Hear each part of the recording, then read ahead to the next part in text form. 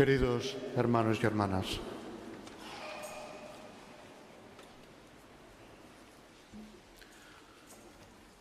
si Jesús y su familia no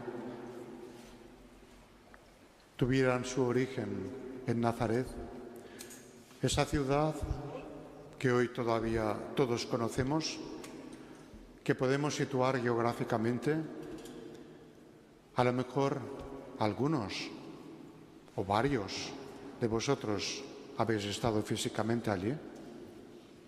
Yo he estado varias veces. Si no fuera porque Jesús viene de allí, no se conocería hoy.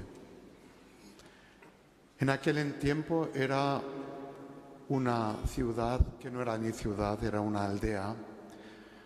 En alemán se puede decir la palabra Kaff.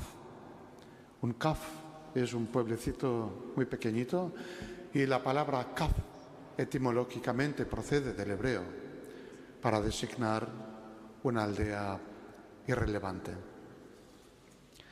Hoy sí que es una aldea, una ciudad relevante, incluso aunque la mayoría sea musulmana, hay una universidad católica y realmente hay mucha presencia de la religión católica, también ortodoxa, en esta ciudad. En aquel entonces era tan significante que incluso Natanael, en el Evangelio de San Juan, hace la pregunta: ¿y puede venir de Nazaret algo bueno? Y eso pone de manifiesto que en aquel entonces Nazaret era un pueblucho al margen de las grandes rutas comerciales que existían en aquel tiempo y que transcurrían no precisamente por la llanura donde se encuentra Nazaret, sino más bien bajando abajo al Jordán y al lago de Genesaret. Y precisamente Jesús viene de este pueblo y se le conoce. El Evangelio de hoy, de San Marcos, que realmente a veces es escaso en datos biográficos de la figura de Jesús, aquí nos da cómo se llamaba su madre, sus hermanos, sus hermanas. Lo sitúa realmente en el marco de la gran familia que estaba asentada en Nazaret. Y sin embargo, este Evangelio, como el de San Juan, no nos hacen mención de que, por ejemplo, Jesús naciera en Belén, en Judea, cumpliéndose así una profecía del profeta Isaías. Esos dos evangelios no conocen esta tradición. Marcos sitúa la figura de Jesús muy arraigada a Nazaret.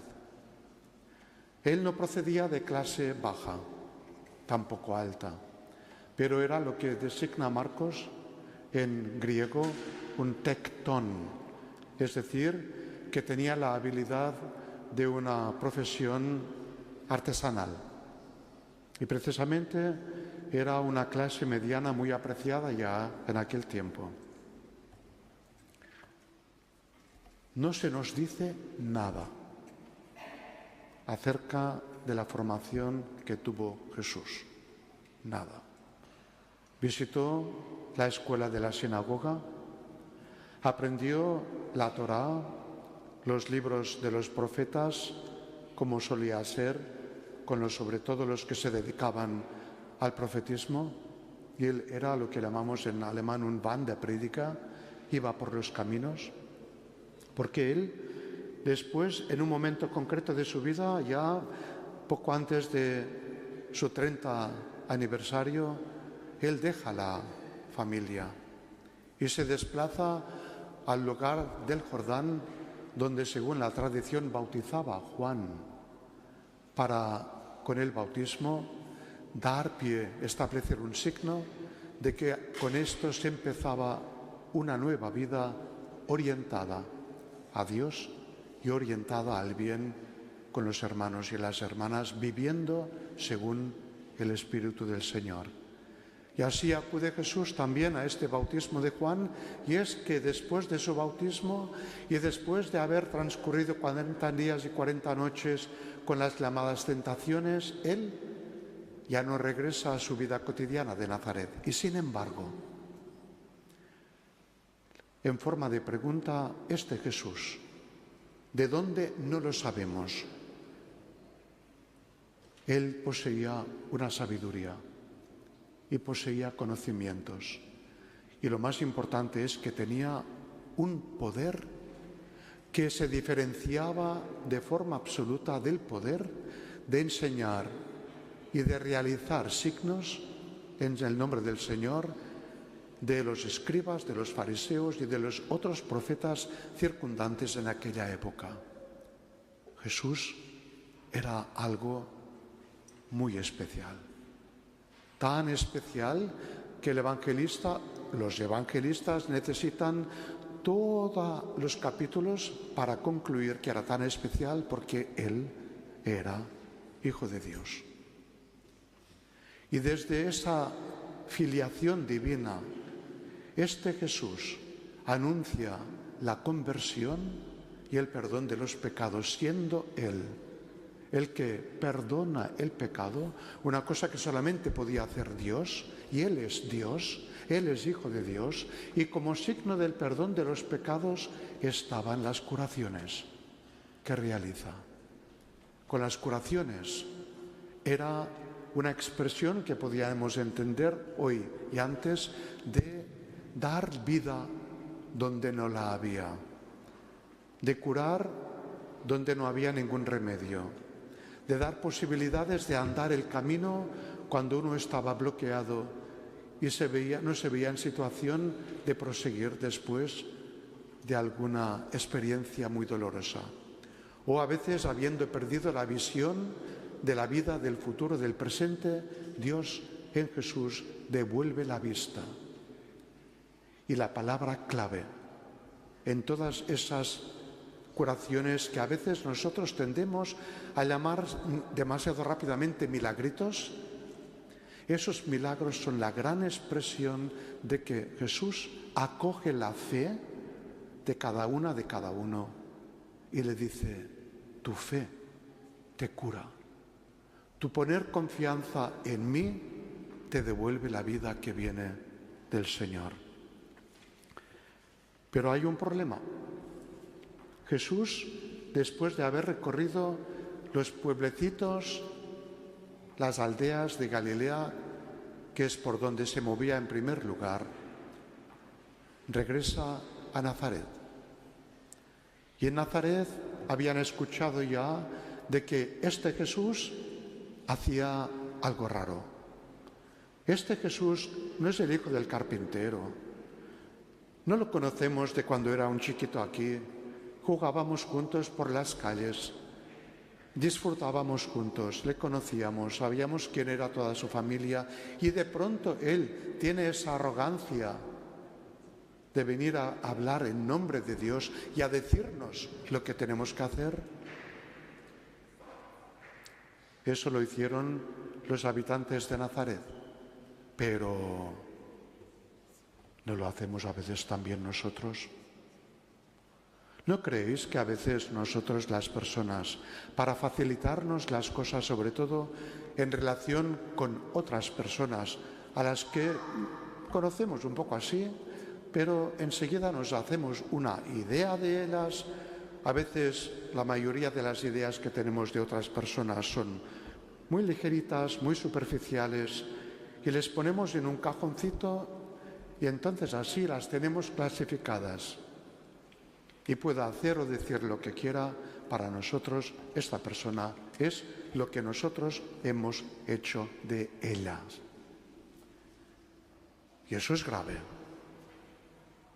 Eso es un camino para reflexionar con compañeros, amigos, familiares.